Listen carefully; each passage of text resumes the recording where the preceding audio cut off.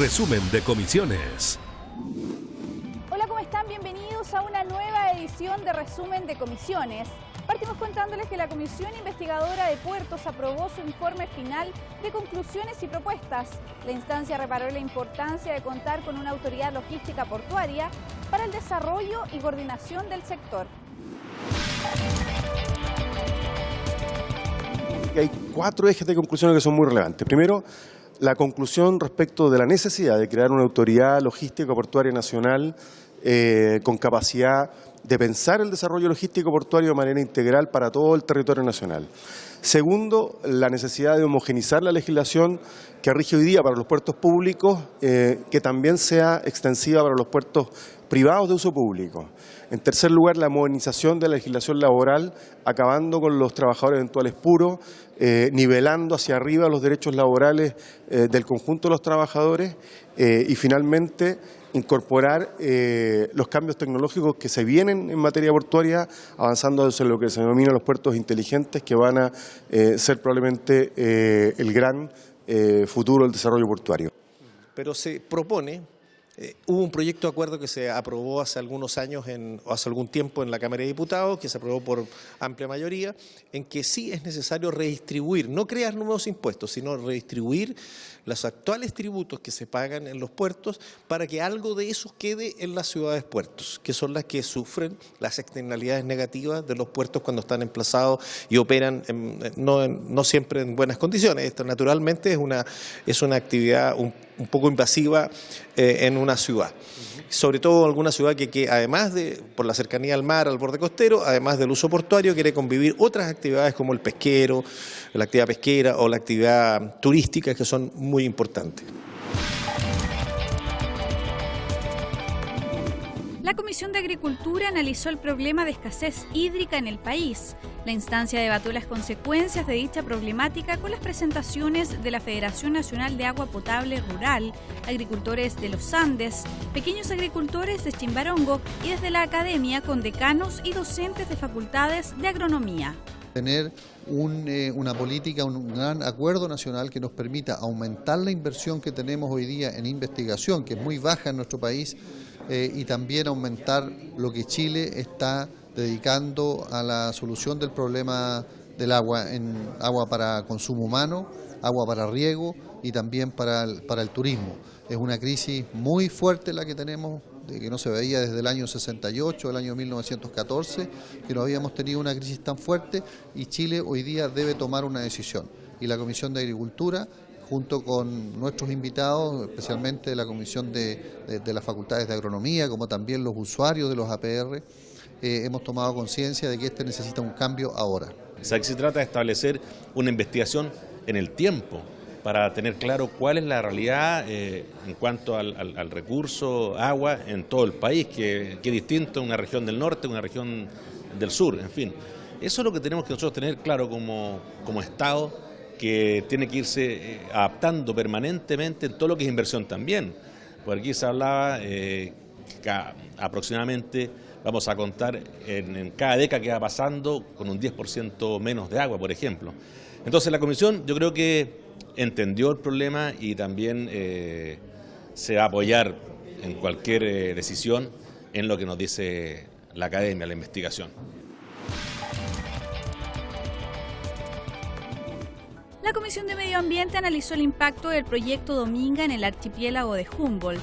La instancia escuchó los planteamientos del profesor Carlos Geimer de la Universidad Católica del Norte y de la directora ejecutiva de Oceana, quienes entregaron antecedentes sobre el carácter único e irreemplazable de la zona y los efectos negativos que podría generar con este tipo de proyectos. La discusión respecto al proyecto Dominga es una discusión de años ya. Hoy día estamos a la espera de la resolución de la Corte Suprema. Es muy interesante el momento en el que decidimos dar esta discusión en el Congreso, y lo que evaluamos también tiene que ver con cuál puede ser el impacto real que desde el mundo legislativo podamos cursar para prevenir que estas situaciones vuelvan a producirse en zonas que debiesen ser protegidas y no estar amenazadas por nuevos proyectos mineros. Cómo a propósito de esto podemos mejorar el sistema de evaluación de impacto ambiental también, y cómo en este caso en específico podemos contribuir a que la posición de las comunidades sea realmente respetada en el proceso de evaluación ambiental y que se pongan por delante los intereses ambientales por sobre los intereses económicos de corto plazo en el desarrollo de estas regiones. Hay una decisión de apoyar la definición del gobierno, y ya el gobierno está tramitando la consagración de esta área como un área protegida. Esos son procesos que tardan y que además se ven amenazados por los procesos paralelos que ocurren en la tramitación en el sistema de evaluación ambiental de la aprobación de proyectos como la minera Dominga. Cuando hablamos hoy día de zonas protegidas, hablamos también de la necesidad de generar mecanismos de adaptación y de mitigación para los efectos del cambio climático. Esto es un tema que no solamente interesa a la región de Coquimbo y a su comunidad, sino que debiese interesar a toda la comunidad nacional. El desarrollo de la minería en el sector norte, específicamente Dominga, obviamente un territorio que tiene una biodiversidad única en el mundo y que obviamente cualquier intervención humana, por ejemplo, que aumente la salinidad del agua, que aumente la temperatura hasta en 1 grado, puede tener efectos sumamente desastrosos para el medio ambiente. Por lo tanto, aquí estamos en una situación de verdad bastante compleja. Yo en lo particular he solicitado que para este tipo de invitaciones y de análisis tengamos a todas las partes, porque solamente escuchar una versión nos deja, al menos en lo personal, bastante preocupados respecto de los efectos adversos de la intervención humana en ese sector, y por lo tanto nosotros esperamos que, y así lo hizo el presidente, va a haber una nueva sesión respecto a este tema en donde vamos a invitar a autoridades locales y a otros expertos que obviamente nos puedan confirmar o descartar lo que hoy día se ha dicho, porque de verdad que esta situación en ese lugar, en un lugar que tiene una diversidad única en el mundo, obviamente que nos preocupa enormemente. Pese a que tenía plazo hasta el miércoles 25 de septiembre, la ministra de Educación, Marcela Cubillos, presentó con anticipación su defensa a la acusación constitucional impulsada en su contra. El documento, que hace referencia a la cuestión previa de la admisibilidad del texto, precisa que este no cumple con los requisitos establecidos por la propia Carta Fundamental. Esta acusación constitucional siempre es la última instancia. Es primera vez que a una ministra o ministro se le aplica de inmediato sin pasar por estos procesos. Por lo tanto, ese sería uno de los argumentos. El segundo argumento es que hay muchos de los temas contemplados en estos 5 puntos que tiene la acusación constitucional que no recaen en responsabilidad directa de la ministra. Hay muchos temas que son administrativos, por ejemplo, el tema del presupuesto, que es un elemento de gestión.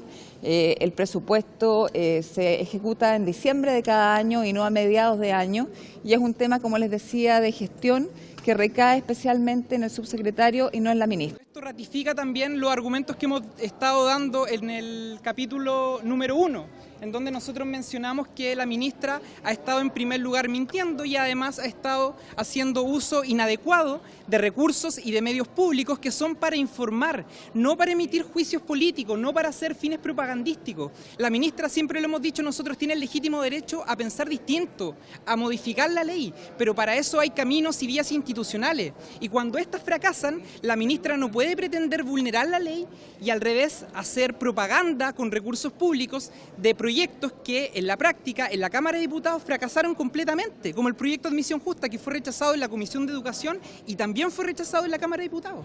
Durante la semana, la instancia, que se encuentra a puertas de votar su informe, escuchó los planteamientos de diversos expertos, entre ellos abogados, constitucionalistas y representantes del mundo educacional. Y el día lunes 30 pasar a votación del informe definitivo, y el martes 1 pasaría a la sala para su votación definitiva con todos los miembros y con todos los diputados de la sala. Por unanimidad, la Comisión de Relaciones Exteriores aprobó el proyecto que formaliza el encuentro sobre cambio climático COP25. Además, en la sesión se respaldó el acuerdo de coproducción de películas con la República Federal de Alemania. Esto ya le da la validez diplomática, protocolar, internacional a Chile como sede de la próxima COP25. Y en ese sentido creemos que la unanimidad de esta comisión, haber sido aprobado con discusión inmediata en una sola sesión, demuestra el espíritu de Estado que tiene nuestro Congreso para poder respaldar estas posiciones que fija Chile a nivel internacional. La instancia además aprobó por unanimidad el acuerdo entre los gobiernos de Chile y de la República Federal de Alemania sobre coproducción de películas, suscrito en Berlín el 10 de octubre de 2018. Es un tremendo paso para fortalecer y apoyar a nuestra ya gran industria del cine, de las películas cinematográficas, y por tanto lo que hace esto, de hecho Alemania ya tiene estos acuerdos con otros países y por tanto nuestro país se suma a ese desarrollo cinematográfico bastante relevante e importante que tiene Alemania.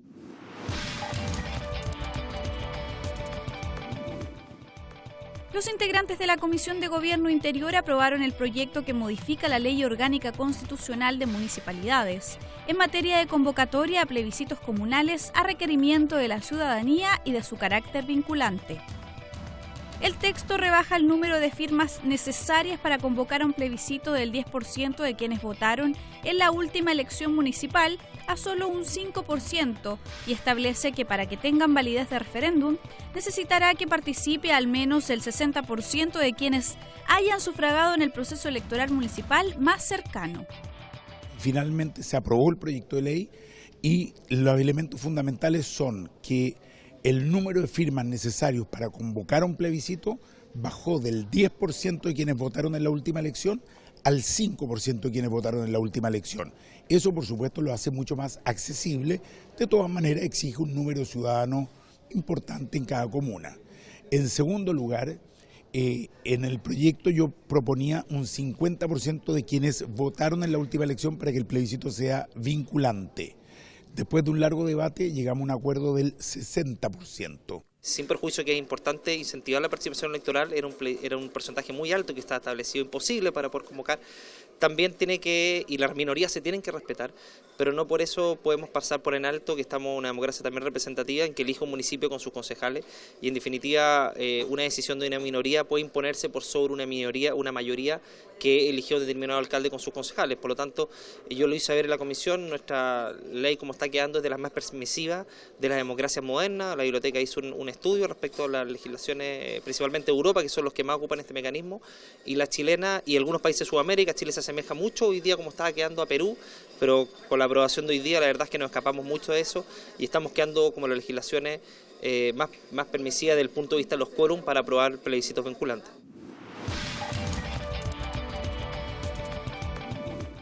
Con algunas indicaciones, la Comisión de Trabajo aprobó el proyecto que responde a 3 mociones refundidas relativas al ámbito de aplicación del procedimiento de tutela laboral, que ahora se amplía tanto a todo tipo de trabajadores del sector público. Y aquí los funcionarios públicos no tenían esa posibilidad.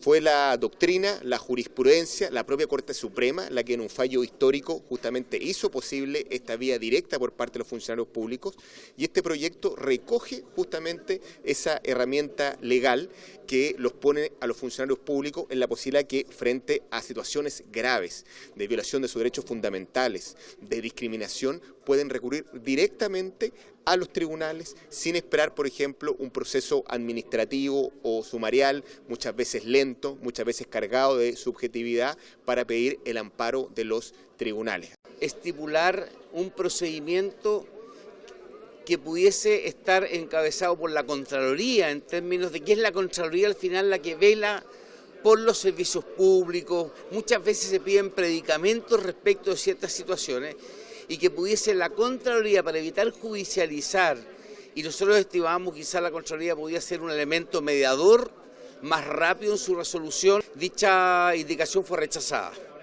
y por lo tanto nosotros aún así, si bien es cierto, en muchos acápites no rechazamos o nos abstuvimos, en algunos casos sí rechazamos algunas indicaciones, pero hicimos sí reserva de constitucionalidad respecto a varios aspectos.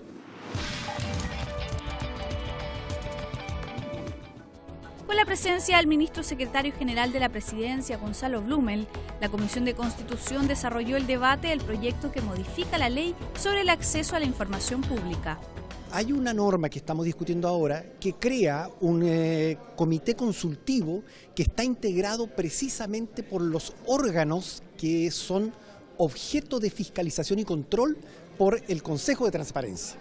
como un órgano coordinador, externo, representando a todos los órganos, a todas las autonomías constitucionales, con Cámara de Diputados, Senado, Poder Judicial, en fin, Fiscalía Nacional, en fin. Entonces lo que nosotros cuestionamos es lo siguiente: no puede haber un órgano consultivo integrado por representantes de los mismos organismos que son autonomías constitucionales que tienen que responder frente al Consejo de Transparencia, porque eso le resta absoluta autonomía al Consejo de Transparencia. La verdad es que nosotros consideramos que es una instancia que afecta justamente la transparencia y la autonomía que tiene que haber en esta materia, porque es un consejo que de algún modo se superpone por sobre el Consejo de la Transparencia, que tiene un rol subsidiario en su interior, pero además en el que participan los incumbentes, aquellos que tienen que ser fiscalizados o controlados por su mecanismo de transparencia. Que ellos estén en esta comisión nos parece muy inadecuado y no es lo que conversamos en su momento con las Express. Por lo tanto, afortunadamente no lo votamos ahora.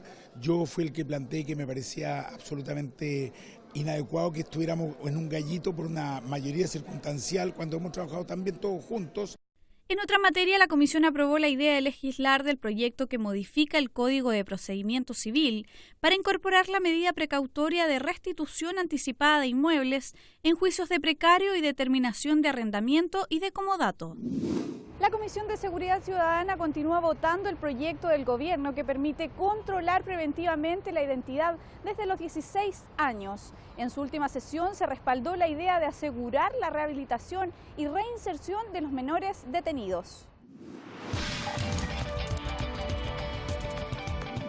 Cuando se proceda a una detención de un menor porque tiene una orden de detención pendiente o está presto a cometer un delito, se va a generar algún tipo de convenio de acuerdo a la ley, principalmente a través del programa Vínculos, con la municipalidad para informarle, dar el catastro de estos jóvenes para poder llegar a tiempo y poder reinsertarlos, someterlo a un programa de rehabilitación y reinserción y que no quede a la deriva. Eso nos transformaría en una norma única, un país único que permite registrar a las personas sin motivo alguno. Eso la verdad es que en el resto de los países no existe, más bien hay un respeto por las libertades personales, y eso quiere decir que si tú andas por la calle y un carabinero te detiene, te puede registrar completa, puede revisar tu auto, tus pertenencias, sin motivo alguno. La Comisión de Energía continuó con el análisis de los proyectos refundidos que imponen a las concesionarias el costo de reposición de medidores y empalmes. A la sesión asistieron, entre otros, el superintendente de Electricidad y Combustibles, Luis Ávila. Claramente hay varias aristas a considerar en el entendido de que ya se hicieron cambio de medidores, ¿no es cierto? Estamos hablando de 300.000 a lo largo de nuestro país, 200.000 que están en calidad de arriendo y 100.000 que uno podría entender que hubo cambio de propiedad. Y esa es justamente la discusión que se ha generado dentro de la comisión. Hoy día también tuvimos la presencia del superintendente de Electricidad y Combustible, además también el secretario general de la CNE, el cual señalaba una vez más de que efectivamente hubo cambio de medidores, pero cumpliendo ciertas normas técnicas, que lo que es la calibración de medida, lo que es seguridad. De acuerdo a la ley, esos medidores que antes eran propiedad de los usuarios, hoy día son propiedad de la empresa. Por lo tanto, cualquier modificación que hagamos pasa para hacer una expropiación. Y es lo que estamos ahí tratando de discutir, de cómo evitamos hacer esa expropiación y que efectivamente retrotraer la situación hasta antes de la ley 21076, de tal manera de que aquellos propietarios o usuarios que eran dueños de sus medidores mantengan la propiedad de sus medidores, y aquellos medidores que eran propiedad de las empresas y que se pagaba arriendo, se mantenga esa situación. Y con esta información hemos llegado al final de Resumen de Comisiones. Para conocer más de todo el trabajo legislativo, visite www.ctv.cl, donde podrá revisar y descargar todo nuestro registro audiovisual. Muchas gracias y hasta pronto.